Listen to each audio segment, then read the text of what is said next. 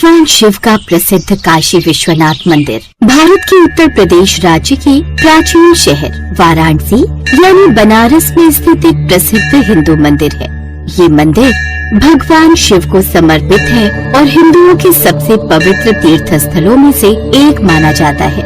यह मंदिर पवित्र गंगा नदी के पश्चिमी तट पर विश्वनाथ गली में स्थित है। मंदिर के मुख्य देवता श्री विश्वनाथ और विश्वेश्वर हैं, जिनका अर्थ है ब्रह्मांड के देवता। काशी में हुए भगवान शिव के काशी विश्वनाथ मंदिर की एक रहस्यमयी कहानी शुरू होती है, जब मुगल बादशाह औरंगजेब ने काशी विश्वनाथ मंदिर को तुड़वाकर वहां मस्जिद बना दी। ये काशी, ये बनारस हमेशा से मेरी आंखों में खटकता रहा है। ये हिंदुओं का गढ़, उनकी आस्था का प्रतीक। अब और नहीं, मैंने फैसला कर लिया है, काशी विश्वनाथ मंदिर को तोड़ दिया जाएगा। औरंगजेब की घोषणा से दरबार में सन्नाटा छा गया। कुछ दरबारी भय से कांप उठे, जबकि कुछ के चेहरे पर एक कुटिल मुस्कान तैर गई। हुजूर, लेकिन वो मंदिर तो करोड़ों हिंदुओं की आस्था का केंद्र है, इसे तोड़ने से। आस्था? अरे आस्था से मेरा क्या लेना देना? मेरी सल्तनत में सिर्फ एक ही आस्था चलेगी, मेरी। जाओ और मेरे आदेश का पालन करो। मंदिर को तोड़कर वहाँ मस्जिद बनाई जाए। मैं देखना चाहता हूँ कि मुझे कौन रोकता है। औरंगजेब के क्रूर आदेश का पालन किया गया। काशी विश्वनाथ मंदिर को ध्वस्त कर दिया गया और उसकी जगह ज्ञानवापी मस्जिद का निर्माण कराया गया। इधर औरंगजेब ने मंदिर तोड़वा दिया। यह दृश्य देख शिव भक्तों का हृदय चीत्कार कर उठा। मंदिर के मुख्य पुजारी, जो सदियों से इस पवित्र धाम की सेवा करते आ रहे थे, उनके चेहरे पर गहरा दुख और पीड़ा साफ झलक रही थी। हे महादेव, ये क्या हो गया? हमारी काशी, हमारा धाम, ये दुष्ट औरंगजेब, उसने सब कुछ नष्ट कर दिया। कहाँ जाएं हम? कैसे जिएंगे आपकी भक्ति के बिना? शांत हो जाइए गुरुदेव, ये हमारी परीक्षा है। भगवान शिव हमें इतनी आसानी से नहीं छोड़ेंगे। मुझे विश्वास है कि महादेव का आशीर्वाद हम पर अब भी है। परंतु मंदिर तो ध्वस्त हो गया, हमारा ज्योतिर्लिंग, उसे कैसे बचाएंगे? यदि ज्योतिर्लिंग सुरक्षित नहीं रहा तो काशी की आत्मा ही चली जाएगी। नहीं, ऐसा नहीं होगा। हे महादेव, हमें मार्ग दिखाइए। आपका काशी विश्वनाथ मंदिर, आपकी काशी संकट में है प्रभु। तभी मलबे के बीच एक रोशनी प्रकट होती। ये रोशनी थी काशी विश्वनाथ के ज्योतिर्लिंग की, जो अभी तक सुरक्षित था। सभी पुजारियों के चेहरे पर खुशी की चमक आ जाती है। हमारे शिवजी कहीं नहीं गए, वो इस ज्योतिर्लिंग के रूप में सदा यही रहेंगे। हमें ज्योतिर्लिंग को बचाना होगा, ये हमारी अंतिम आशा है, हमारी आने वाली पीढ़ियों की धरोहर है। हमें देर नहीं करनी चाहिए। दुष्ट औरंगजेब के सैनिक अभी भी आसपास हो सकते हैं। हम ज्योतिर्लिंग को निकालेंगे और उसे सुरक्षित स्थान पर रखेंगे। हम इस ज्योतिर्लिंग को कहाँ छुपाएंगे? हम इसे पास के ज्ञानवापी कुएं में छुपा देंगे। वो कुआं गहरा है और कोई इस ज्योतिर्लिंग को ढूंढ नहीं पाएगा। आप ठीक कह रहे हैं गुरुदेव, यही सही रहेगा। हमारी आने वाली पीढ़ियां इस मंदिर का पुनर्निर्माण करेंगी। सभी पुजारी मिलकर रात के अंधेरे में अपनी जान जोखिम में डालकर ज्योतिर्लिंग को ध्वस्त मंदिर के मलबे से निकालते हैं और उसे पास के ज्ञानवापी कुएं में सावधानी से छिपा देते हैं। कई साल बीत गए। मुगल साम्राज्य धीरे धीरे कमजोर पड़ने लगा। औरंगजेब के बाद के शासक उतने कट्टर नहीं थे और उनकी पकड़ भी ढीली पड़ने लगी थी। इसी बीच पूरे भारत में मराठा शक्ति का उदय हो रहा था। मराठा योद्धा धर्म और संस्कृति के संरक्षक के रूप में उभरे। अंधकार के इस दौर में भी काशी अपनी आध्यात्मिक पहचान को बनाए रखने के लिए संघर्ष करती रही। उसे बस एक ऐसे प्रकाश पुंज का इंतजार था जो उसे इस अंधकार से बाहर निकाल सके और महादेव के धाम को पुनः स्थापित कर सके। 18वीं शताब्दी के मध्य में मराठा साम्राज्य में एक महान और धर्मपरायण शासिका का उदय हुआ, जो थी इंदौर की महारानी अहिल्याबाई होलकर। उन्होंने भारत भर के कई मंदिरों और धर्म स्थलों का जीर्णोद्धार करवाया था। जब उन्हें काशी विश्वनाथ मंदिर के विध्वंस और उसके बाद की स्थिति के बारे में पता चला तो उनका हृदय व्यथित हो गया। मुझे ये सुनकर अत्यंत दुख हुआ है कि काशी महादेव की प्रिय नगरी, सदियों से जिस मंदिर में करोड़ों भक्त दर्शन करते आए हैं, वह अभी भी विध्वंस के निशान झेल रही है। क्या यह हमारे धर्म का अपमान नहीं? महारानी साहिबा, मुगलों का प्रभाव अब कम हो गया है, पर वो स्थान अब विवादित है। सीधे तौर पर उसी जगह पर मंदिर बनाना संभव नहीं हो पाएगा। यदि उसी स्थान पर संभव नहीं तो हम एक नए स्थान पर मंदिर बनाएंगे। महादेव का धाम कहीं भी स्थापित हो सकता है जहाँ उनके भक्त उन्हें पुकारें। मैं ये संकल्प लेती हूँ कि मैं काशी विश्वनाथ मंदिर का पुनर्निर्माण करवाऊंगी। ये मेरा कर्तव्य है और महादेव की कृपा से ये कार्य अवश्य पूर्ण होगा। मेरे खजाने के द्वार खुले हैं और मैं योग्य शिल्पकारों, मजदूरों को बुलाने का आदेश देती हूँ। महारानी अहिल्याबाई होलकर ने 1780 में मूल मंदिर स्थल के ठीक बगल में वर्तमान काशी विश्वनाथ मंदिर का निर्माण करवाया। उन्होंने न केवल भव्य मंदिर का निर्माण करवाया बल्कि काशी में कई घाटों, धर्मशालाओं और कुओं का भी निर्माण करवाया, जिससे ये पवित्र नगरी फिर से धार्मिक और सांस्कृतिक गतिविधियों का केंद्र बन गई। ये मंदिर आज भी लाखों भक्तों के लिए प्रेरणा और मोक्ष का द्वार बना हुआ है, जो इस बात का प्रमाण है कि भगवान शिव अपनी प्रिय काशी और अपने भक्तों को कभी छोड़कर नहीं गए। यह काशी नगरी कल भी शिव की थी, आज भी शिव की है और आगे भी सदा शिव की नगरी ही रहेगी।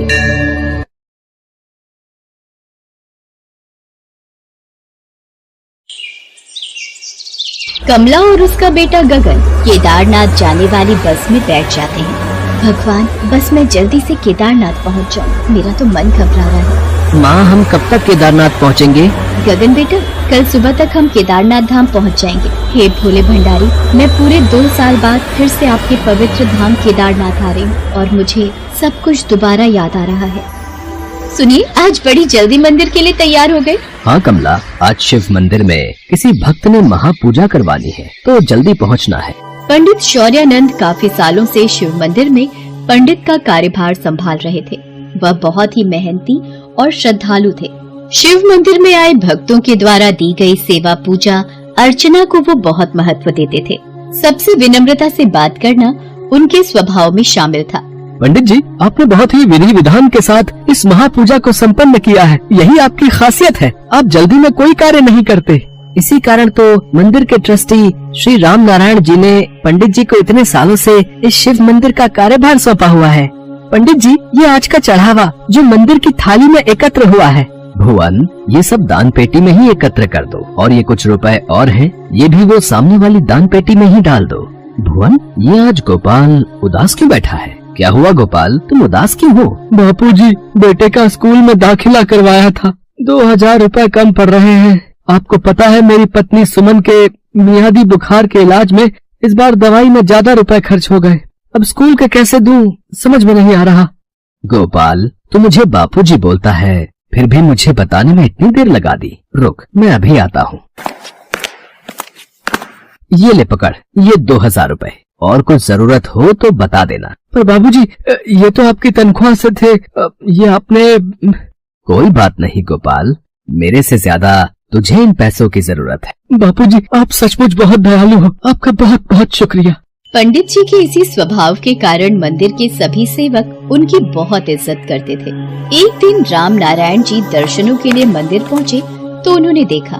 भुवन, गोपाल, आज सोमवार का दिन है, शाम के वक्त भक्तों की भीड़ ज्यादा रहेगी, इसलिए मंदिर के द्वार आज रात्रि 10 बजे तक खुले रखना, ताकि भक्त भोले बाबा के दर्शन आराम से कर सके। और ध्यान रहे, सभी भक्तों को खीर का प्रसाद भी बांटना है। जो आज्ञा पंडित जी। पंडित जी, आप भक्तों के बारे में कितना सोचते हो? आपकी शिव भक्ति देखकर मुझे बड़ी प्रसन्नता होती है। ये तो मेरा अहोभाग्य है कि इस जन्म में मुझे भोलेनाथ की सेवा करने का सौभाग्य प्राप्त हुआ। अच्छा पंडित जी, आप तो भोले भंडारी के बहुत बड़े भक्त हो, आपकी भी तो उनके किसी एक पवित्र धाम जाने की इच्छा होती होगी। राम नारायण जी, मेरी इच्छा तो केवल यही है कि मैं भोलेनाथ के चरणों में अपना संपूर्ण जीवन समर्पित कर दूं। राम नारायण जी, बापूजी की एक इच्छा मुझे भी पता है, वो केदारनाथ धाम की यात्रा करना चाहते हैं, पर पैसों की तंगी की वजह से वो इस यात्रा को अभी तक संपूर्ण नहीं कर पाए हैं। अच्छा किया गोपाल, जो तूने मुझे ये बात बता दी। पंडित जी के लिए केदारनाथ यात्रा जाने का सारा बंदोबस्त मैं जरूर करूँगा। उन्होंने भी इस मंदिर के लिए बहुत कुछ किया है, तो हमें भी उनके लिए कुछ करना चाहिए। राम नारायण जी ने केदारनाथ जाने की टिकटें पंडित जी और उनके परिवार के लिए करवा दी थी और वह पंडित जी के पास गए और उनसे बोले, पंडित जी, मुझे पता है आपकी बहुत इच्छा है कि आप केदारनाथ यात्रा करो, इसलिए मैंने आपकी टिकट करवा दी है। शायद ये भगवान भोलेनाथ की इच्छा है कि आप उनके धाम की यात्रा करो। बाकी मंदिर की आप चिंता मत कीजिए। जब तक आप यात्रा करके आएंगे तब तक गोपाल और भुवन मंदिर की पूरी देखभाल करेंगे। हाँ बापूजी, आप अपने परिवार के साथ केदारनाथ यात्रा पर जाइए। पीछे से बिल्कुल चिंता मत करना, मैं मंदिर का ख्याल रखूंगा। ठीक है राम नारायण जी, जैसी मेरे भोलेनाथ की इच्छा, मैं केदारनाथ यात्रा पर जरूर जाऊंगा। पंडित जी भगवान भोलेनाथ का नाम लेते हुए कमला और बेटे गगन के साथ केदारनाथ यात्रा पर निकल पड़ते हैं। बाबा, ये नज़ारा तो बहुत सुंदर है। ये ऊंचे ऊंचे पहाड़ तो बहुत ही अद्भुत लग रहे हैं। हाँ बेटा गगन, केदारनाथ धाम अपने आप में ही बहुत अलौकिक है। केदारनाथ मंदिर 4 धाम यात्रा में से एक है, जो उत्तराखंड के हिमालय पर्वत की गोद में बसा हुआ है। केदारनाथ हिमालय श्रृंखला के बीच एक प्रमुख तीर्थ स्थल है, जहां भगवान शिव का ज्योतिर्लिंग स्थापित है। केदारनाथ मंदिर का ये ज्योतिर्लिंग सभी 12 ज्योतिर्लिंगों में सबसे महत्वपूर्ण है। जितना खूबसूरत केदारनाथ मंदिर है, उतनी ही खूबसूरत इसके आसपास की जगह भी है। सुनो जी, हमारे तो भाग्य खुल गए जो हमें भगवान शिव के परम धाम केदारनाथ की यात्रा का अवसर मिल गया। हाँ कमला, वो देखो हम केदारनाथ मंदिर पहुँच ही गए। आओ भगवान भोलेनाथ के ज्योतिर्लिंग के दर्शन करते हैं। पंडित शौर्यानंद जी कमला और गगन के साथ केदारनाथ मंदिर के दर्शन करते हैं और भगवान भोलेनाथ की पूजा अर्चना करते हैं। सुनो जी, पिछले 2 दिन से बारिश तो मानो यहाँ बंद होने का नाम ही नहीं ले रही है और अब तो कुछ ज्यादा ही तेज हो गई है। सुनिए, धर्मशाला में ही चलते हैं, शाम के वक्त गगन को घुमा देंगे।